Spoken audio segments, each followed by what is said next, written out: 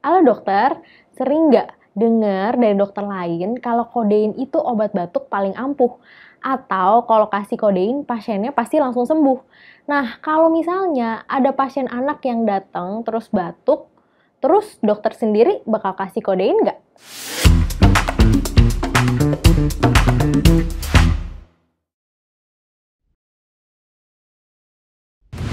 Oke, jangan ya, karena kodein itu nggak efektif buat batuk, dan ternyata udah banyak bukti klinis sejak lama. Ada dua studi di tahun 1992 dan 1996 yang menemukan kalau kodein sama sekali tidak mengurangi batuk karena ISPA dibandingkan sama placebo. Dan juga Cochrane udah meninjau semua penelitian yang ada tentang penggunaan kodein untuk batuk kronis pada anak. Dari sini, Cochrane juga bilang kalau dari studi-studi yang ada selama ini masih sangat kurang untuk bisa merekomendasikan penggunaan kodein untuk batuk pada anak.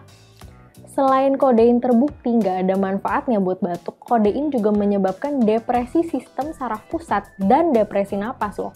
Tahun 2017, FDA mengeluarkan larangan kuat penggunaan kodein buat anak karena ada laporan sebanyak 38 anak mengalami depresi napas dan 24 anak meninggal karena mendapatkan obat yang ada kodeinnya. Wah, serem banget ya. Jangan lagi ya kasih kodein buat batuk, tapi dikasih apa dong kalau kayak gitu?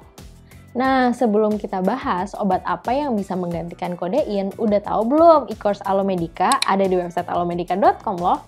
E-course ini dibawakan langsung oleh ahlinya, dan kerennya, kapan aja dan di mana aja, dokter bisa langsung kerjain e-course-nya.